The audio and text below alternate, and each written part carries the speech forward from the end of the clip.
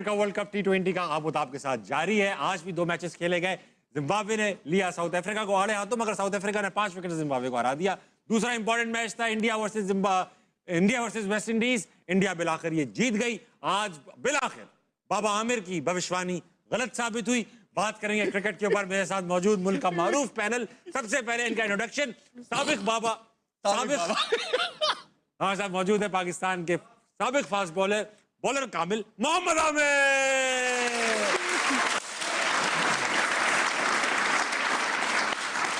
उनके साथ मौजूद है पाकिस्तान के साबिक कप्तान, साबिक अफगान कोच जनाब राशिद लतीफ। इन्होंने चैलेंज किया था कि अगर आज इंडिया हार गई तो ये शो छोड़ के चले जाएंगे, मगर इंडिया को हमसे मोहब्बत ही नहीं है, कमबख्त। जीत गई इंडिया। हमारे साथ मौजूद है पाकिस्तानी टीम के ओपनर अहमद शहजाद। ये साबिक और ये पाकिस्तानी टीम के ओपनर, ये क्या बात हुई? क्या ये तो इन्होंने रिटायरमेंट ली? मैंने तो रिटायरमेंट ली है ना। अहमद ने तो नहीं ली, आपको भी करंट विकेट कीपर का। तुमने इंटरनेशनल से तो नहीं ली ना? मैंने इस सेटअप से ली है। नहीं ऑफिशियली नहीं ली। कोई कागज नहीं है इनका, पीसीबी के पास कोई रिकॉर्ड नहीं रिटायरमेंट का। इनको पेंशन भी नहीं मिलती।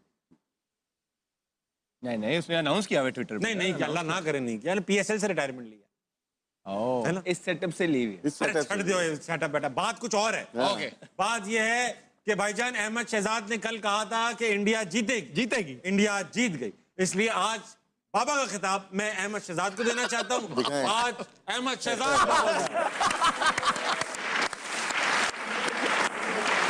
ये बाबा अभी ऐसे लग रहा है पटोरी में से सांप निकालेंगे। सर पे भी बल्ला दिया हुआ है। किधर है? बल्ला चेक करो। और सांप भी छोटा नहीं होगा। हैंडल ही कोई नहीं। बगैर इस बैट का हैंडल नहीं है ना। भाई हैंडल कहाँ गया? नहीं ये इंतखाबी निशान लग रहा है इनका। लेकिन अच्छा है। मेरी अच्छी फिक्र है यार। मेरे इंतकामी निशान। राशिद भाई, हमेशा की तरह आपसे स्टार्ट करूंगा। जो साउथ अफ्रीका की टीम है, ऑन पेपर आपको क्या लग रहा है कि इस वक्त 4 टीमें मौजूद हैं? साउथ अफ्रीका स्ट्रॉन्ग है, सबसे ज्यादा लग रहा है। लेकिन इंग्लैंड की तैयारी बहुत अच्छी है, क्योंकि वो श्रीलंका से खेलती हुई आ रही है, मुश्किल पिचेस पे और मुश्किल मैचेस थे। हमारा मैच भी आसान नहीं था वो।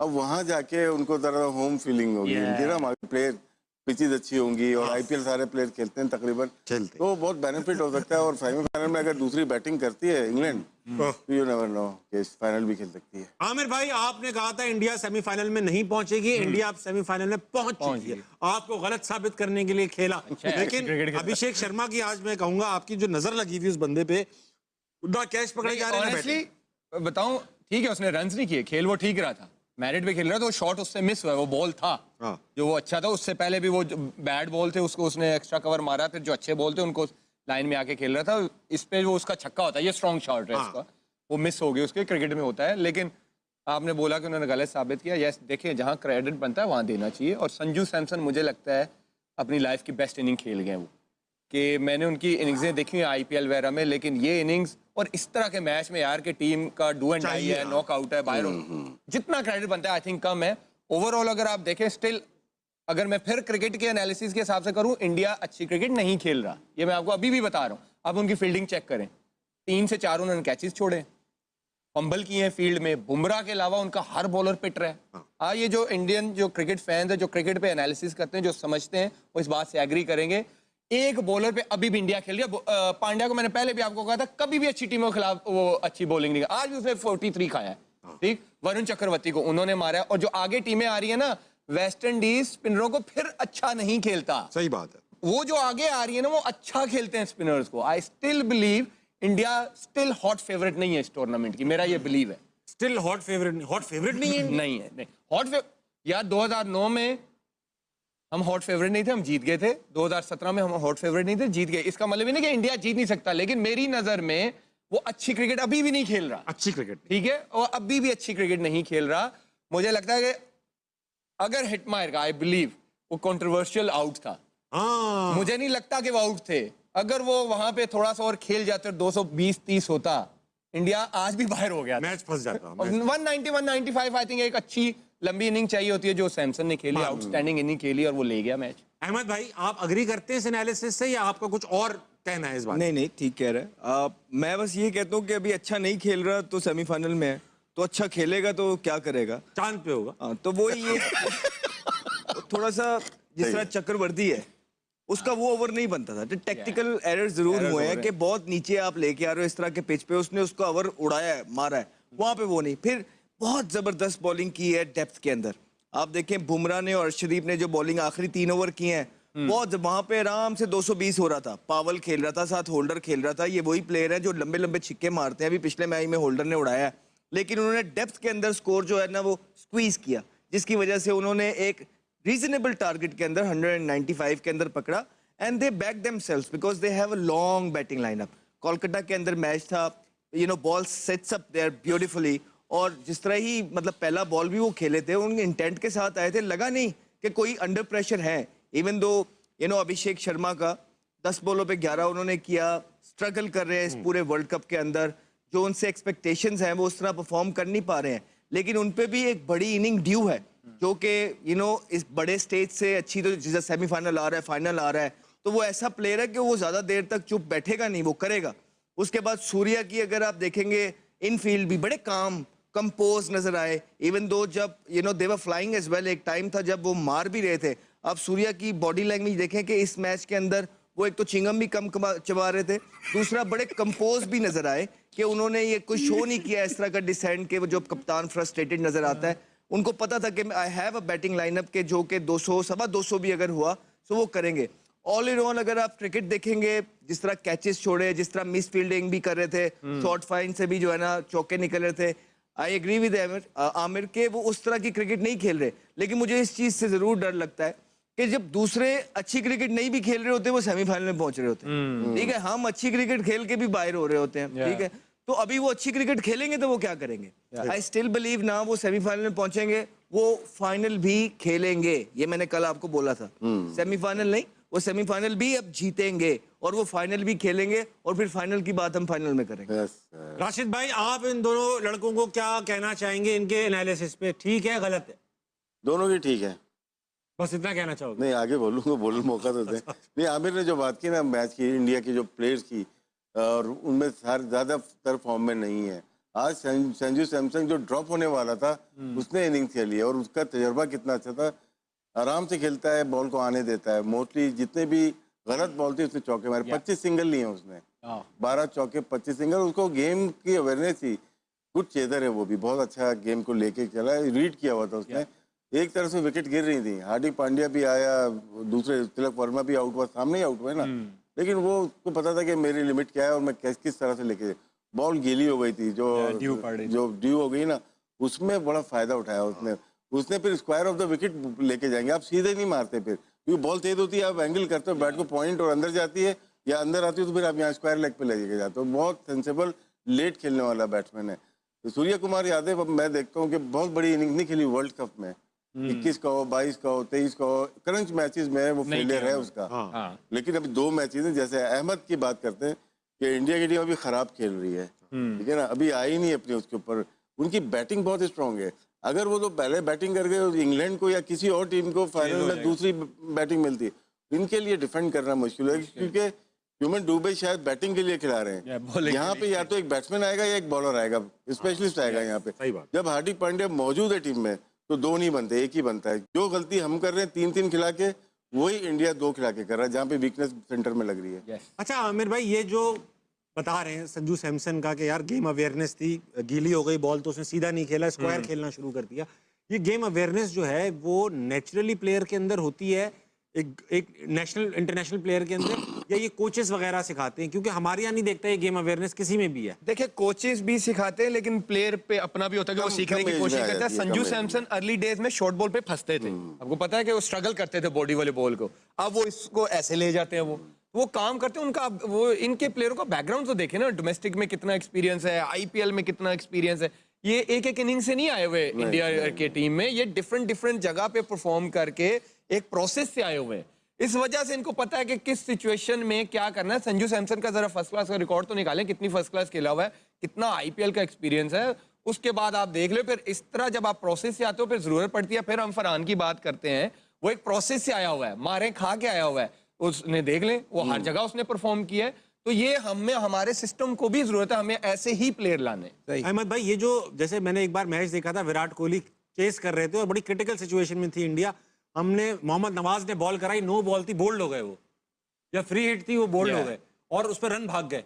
हमारे प्लेयर्स को पता ही नहीं था कि इस पर रन भी भागा जा सकता है। विराट कोहली को पता था। फ्री हिट पे शायद बॉल विकेटों पे जी विकेटों पे लग जाए। हमारे प्लेयर समझ रहे थे ये रन ही नहीं है, वो शिकायत कर रहे थे, हम अपील कर रहे थे। विराट कोहली को पता था ये रन है, रन।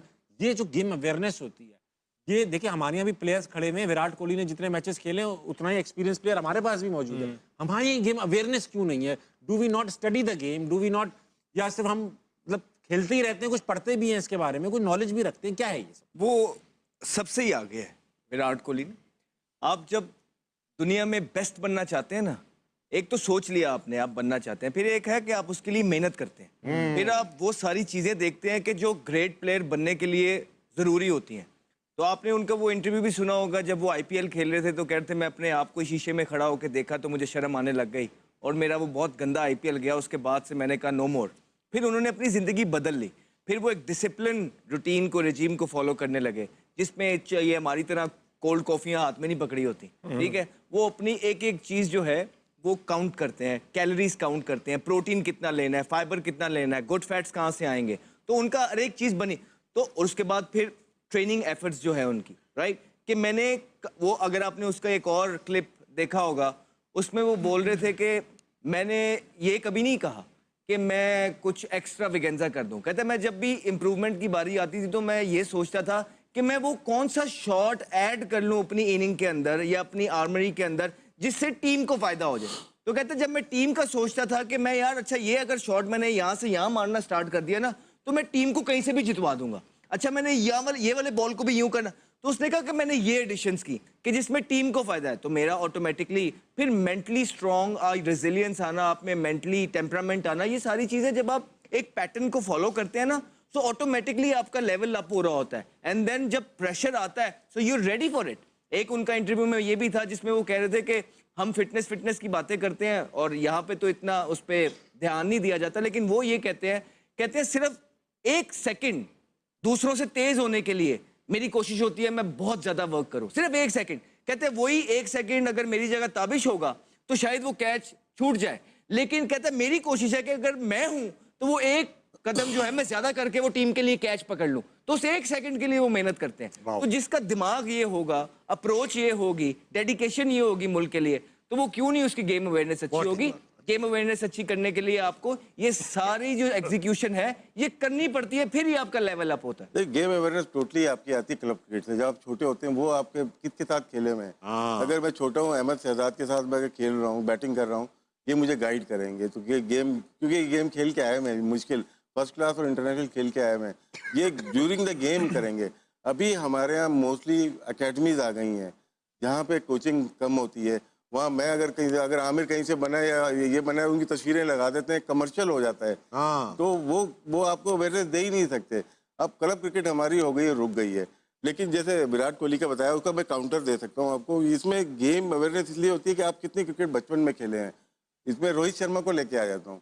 वो डाइट प्लान उनके पास कुछ नहीं था, लेकिन गेम प्लान उनके पास मौजूद था। वो पहली इनिंग में मैच खत्म करना चाहता है। बहुत रेयर ऐसे प्लेयर आए हैं जो पहली इनिंग्स में 200 कर सके। 3 दफा 200 कर दिया उसने। जी। वो 300 के मूड में भी है। तो क्या दो डिफरेंट काइंड ऑफ प्लेयर है। बॉम्बे का अलग कल्चर है और दिल्ली का अलग कल्चर, और नॉर्थ का, साउथ का अलग है बिल्कुल। जो साउथ का संजू सैमसन है, ये प्रॉपर प्योरली बैट्समैन है।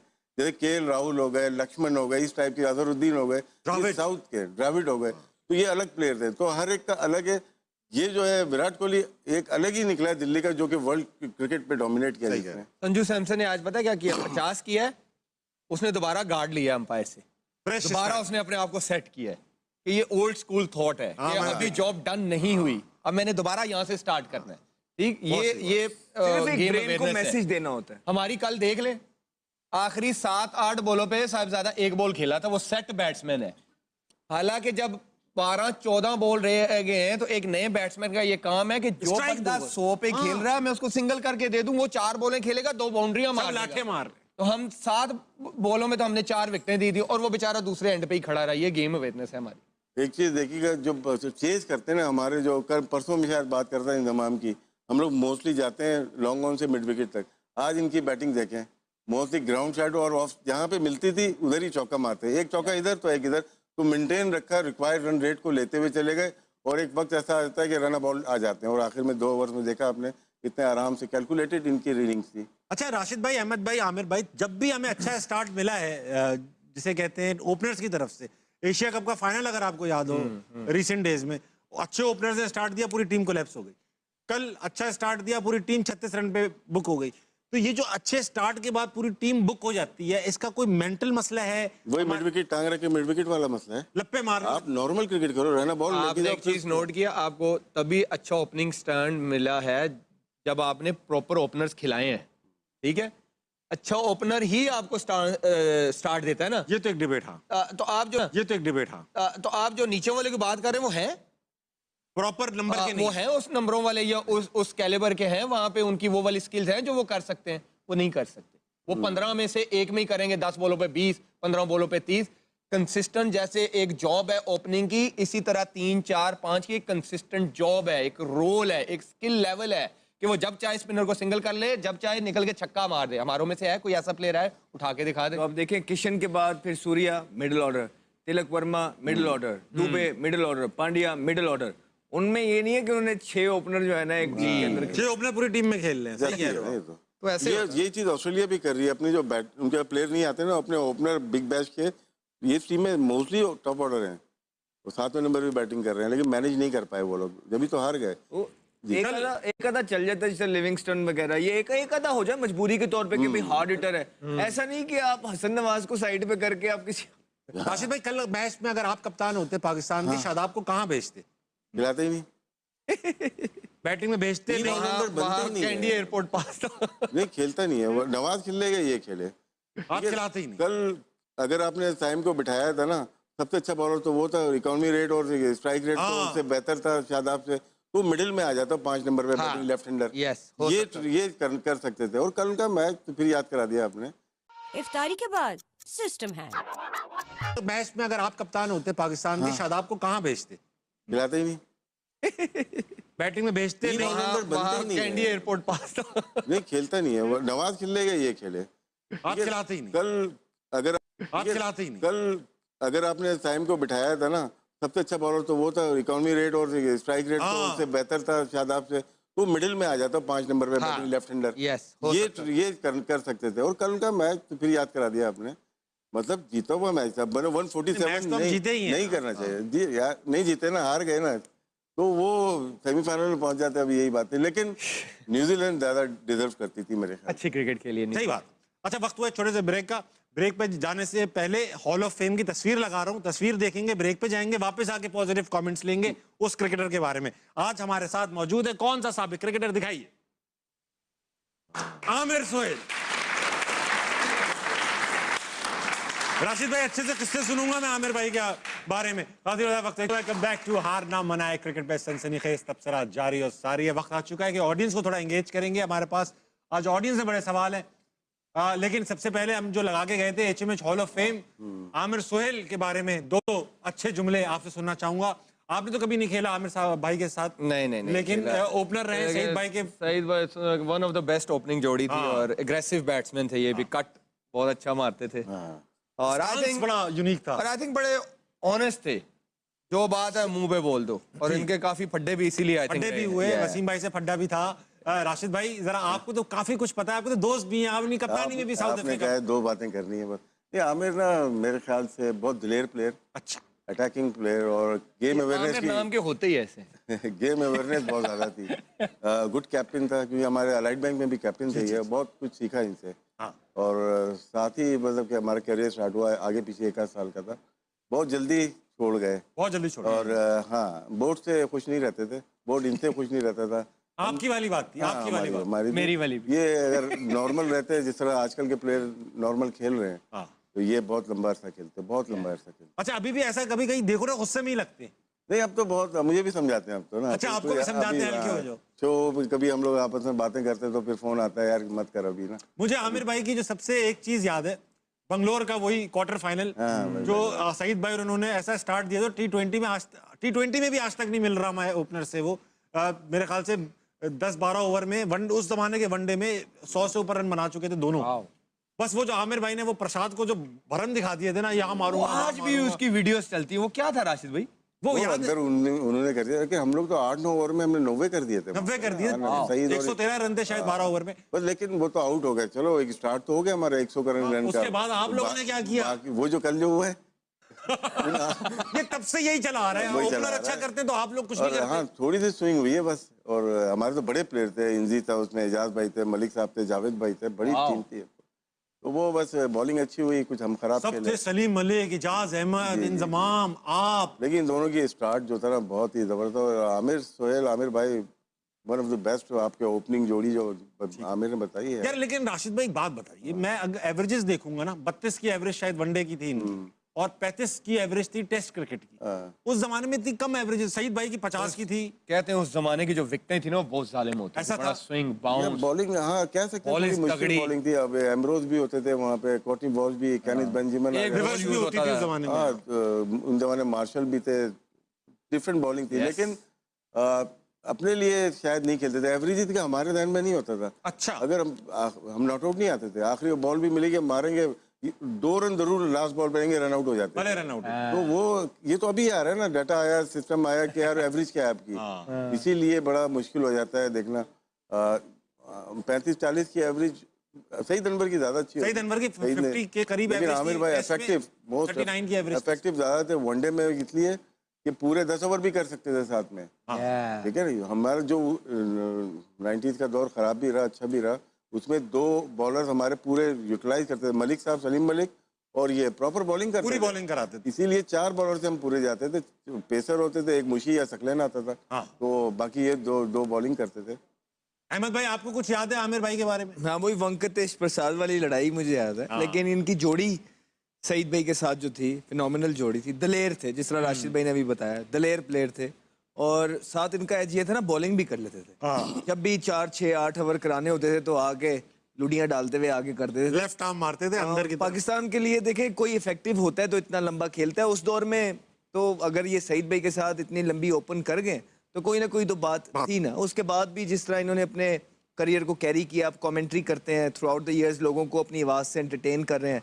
सो इनकी पूरी जिंदगी जो है इसी क्रिकेट के नाम पर, बोर्ड में भी रहे हैं, काबिले इज्जत है हमारे लिए। जब आप कप्तान बने थे शायद चीफ सेलेक्टर थे। इन्होंने 9 प्लेयर बाहर किए तो मैं कप्तान था। जी, मुझे सारे बदले उन्होंने वही ले लिए थे। तो दोस्त आए थे। कितनी आमिर देर के सोहेल के लिए एक बार तालियां हो जाए। मैं 3 महीने के लिए, ये 6 महीने के लिए। बस अच्छा भाई, वक्त आ चुका है हाउस ऑफ नूरपुर के विनिंग मोमेंट्स देखने का। These winning moments are brought to you by House of Noorpur. आइए देखिए। तालियां भाई, very well played. Last ball आपने देखी, उनको पता था कि बॉल यहीं पे होगी, ज्यादातर जो एरिया है यहीं पे होगी। अपना ये लेफ्ट लेग ओपन करके रखी हुई थी, आगे भी नहीं गए, बॉल मिली और वहीं से वो बॉल को लेके चले गए। मतलब कि यही चीज एक अच्छे क्वालिटी प्लेयर की नजर आनी चाहिए। वो जहां चाहता है वहीं बॉल आना शुरू हो जाती है। बहुत लेट खेल रहा है और बड़ी पीछे इसके साथ ज्यादतियां भी हुई हैं। परफॉर्मेंस करने के बावजूद भी इनको बाहर निकाल दिया जाता था। और इस दफा भी बस मौका इसलिए रख गया कि और कोई स्कोर नहीं कर रहे थे तो इनको डाल लिया।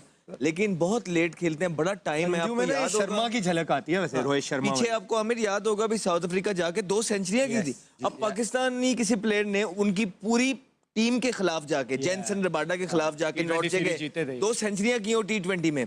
उसके बाद आप सोच सकते हैं अगले 5 साल वो बाहर होगा। ऐसा नहीं सोच ये 3 महीने बाद बाहर हो गया था। इतना कंपटीशन है वहां पे, कंपटीशन बहुत है। ठीक है ना। और उसके कितना अंडर प्रेशर होगा इस इनिंग में।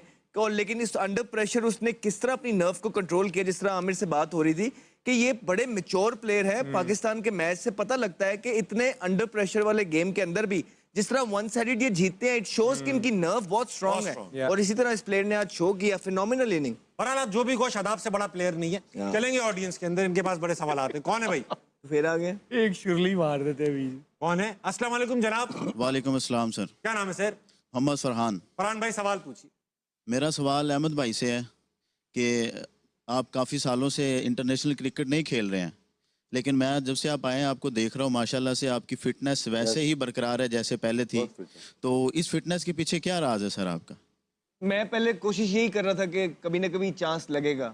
एक उम्मीद जो होती है वो थी। और फिर मैं यही कर सकता था कि यार अच्छा अगर मुझे चांस मिले तो मैंने अपने आप को बेस्ट एवर पोजीशन में रखना है, पॉसिबिलिटीज़ में रखना है। उसमें फिटनेस एक बहुत बड़ा एलिमेंट है जो मेरे हाथ में थी। तो मैंने उसमें जो है जो कर सकता था मैंने वो किया है। और उसके अलावा भी मुझे आई थिंक लाइफस्टाइल के लिए भी बड़ा इंपॉर्टेंट है कि आपको अच्छा लगना चाहिए, जो कपड़े आप पहने आपको अच्छा लगना चाहिए। अगर आप क्रिकेट खेल रहे हैं नहीं खेल रहे हैं, आपने टीवी पे भी आना है। अब यही हमारा जो है ना काम है, हम टीवी पे आते हैं। You need to look good. तो उसके लिए मेहनत लगती है, डेडिकेशन लगती है, और उस मेहनत के साथ ही अल्लाह ताला आपके रास्ते खोलता ये है। तो नेचुरली पाकिस्तान क्रिकेट टीम के कैप्टन सलमान अली आगा ने आईसीसी मेंस टी20 वर्ल्ड कप 2026 में पाकिस्तान की नाकामी की जिम्मेदारी ली है। श्रीलंका के कैंडी में प्रेस कॉन्फ्रेंस करते हुए नेशनल टीम के कैप्टन सलमान अली आगा ने कहा कि हमने पूरे टूर्नामेंट में खराब परफॉर्म किया। हम 4 टूर्नामेंट में सेमीफाइनल तक नहीं पहुंचे। हम प्रेशर में अच्छे फैसले नहीं ले पा रहे हैं। अगर हम प्रेशर में रहें तो यही होगा। हम हार की जिम्मेदारी लेंगे। कैप्टन और कोच दोनों जिम्मेदारी लेंगे। हमें भी सिलेक्शन में शामिल किया गया था। हमने प्लेइंग 11 भी उतारी। पाकिस्तानी कैप्टन ने कहा कि हम कंडीशन देखकर प्लेइंग 11 बनाते हैं, कोच के साथ मिलकर कॉम्बिनेशन बनाते हैं। साहिबजादा फरहान के अलावा कोई भी बैटिंग में सफल नहीं रहा है। अगर मैं इस समय अपनी कप्तानी का फैसला करता हूं तो ये इमोशनल होगा। मैं वापस जाकर 2-4 दिन का समय लूंगा और फिर देखूंगा कि क्या फैसला लेता हूं। सलमान अली आगा ने आगे कहा कि फखर जमान ने बहुत बढ़िया बैटिंग की। हमें पावर प्ले में भी ऐसी ही बैटिंग की जरूरत थी। हम मैच से पहले जानते थे कि सेमीफाइनल में पहुंचने के लिए हमें कैसे प्लान बनाना है। हम अभी कह सकते थे कि फखर जमान को पहले 4 मैच खेलने चाहिए थे। उससे पहले फखर जमान का फॉर्म अच्छा गौरतलब है कि आईसीसी मेंस टी20 वर्ल्ड कप के सुपर 8 स्टेज में पाकिस्तान ने एक रोमांचक मैच के बाद श्रीलंका को 5 रन से हराया, लेकिन वर्ल्ड कप से बाहर हो गया। पाकिस्तान ने तय 20 ओवर में 8 विकेट पर 212 रन बनाए। जवाब में श्रीलंकाई टीम 207 रन ही बना सकी। पाकिस्तान को सेमीफाइनल में क्वालिफाई करने के लिए श्रीलंका को 147 या उससे कम रन पर आउट करना था। हालांकि पाकिस्तानी बॉलर श्रीलंका को 147 रन पर नहीं रोक सके और ग्रीन शर्ट्स टी20 वर्ल्ड कप से बाहर हो गई। पाकिस्तान क्रिकेट टीम के कैप्टन सलमान अली आगा ने आईसीसी मेंस टी20 वर्ल्ड कप 2026 में पाकिस्तान की नाकामी की जिम्मेदारी ली है। श्रीलंका के कैंडी में प्रेस कॉन्फ्रेंस करते हुए नेशनल टीम के कैप्टन सलमान अली आगा ने कहा कि हमने पूरे टूर्नामेंट में खराब परफॉर्म किया। हम 4 टूर्नामेंट में सेमीफाइनल तक नहीं पहुंचे। हम प्रेशर में अच्छे फैसले नहीं ले पा रहे हैं। अगर हम प्रेशर में रहें तो यही होगा। हम हार की जिम्मेदारी लेंगे। कैप्टन और कोच दोनों जिम्मेदारी लेंगे। हमें भी सिलेक्शन में शामिल किया गया था।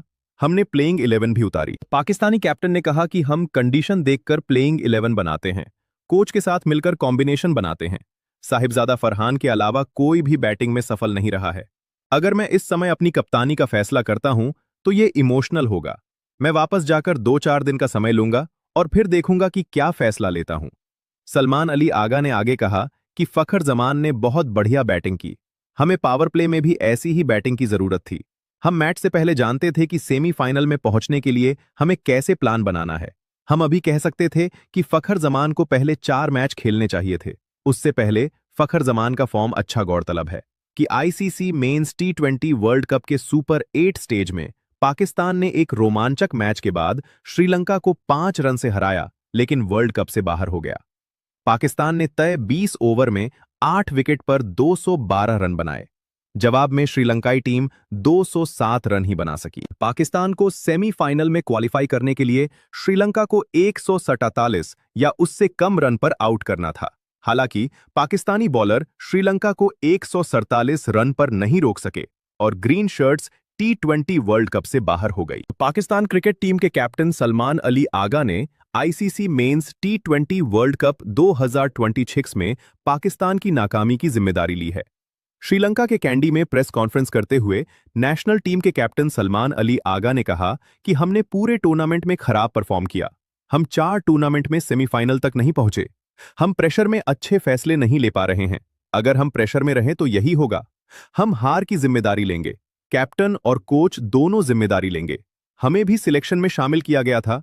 हमने प्लेइंग 11 भी उतारी। पाकिस्तानी कैप्टन ने कहा कि हम कंडीशन देखकर प्लेइंग 11 बनाते हैं, कोच के साथ मिलकर कॉम्बिनेशन बनाते हैं। साहिबजादा फरहान के अलावा कोई भी बैटिंग में सफल नहीं रहा है। अगर मैं इस समय अपनी कप्तानी का फैसला करता हूं तो ये इमोशनल होगा। मैं वापस जाकर 2-4 दिन का समय लूंगा और फिर देखूंगा कि क्या फैसला लेता हूं। सलमान अली आगा ने आगे कहा कि फखर जमान ने बहुत बढ़िया बैटिंग की। हमें पावर प्ले में भी ऐसी ही बैटिंग की जरूरत थी। हम मैच से पहले जानते थे कि सेमीफाइनल में पहुंचने के लिए हमें कैसे प्लान बनाना है। हम अभी कह सकते थे कि फखर जमान को पहले 4 मैच खेलने चाहिए थे। उससे पहले फखर जमान का फॉर्म अच्छा गौरतलब है कि आईसीसी मेंस टी20 वर्ल्ड कप के सुपर 8 स्टेज में पाकिस्तान ने एक रोमांचक मैच के बाद श्रीलंका को 5 रन से हराया, लेकिन वर्ल्ड कप से बाहर हो गया। पाकिस्तान ने तय 20 ओवर में 8 विकेट पर 212 रन बनाए।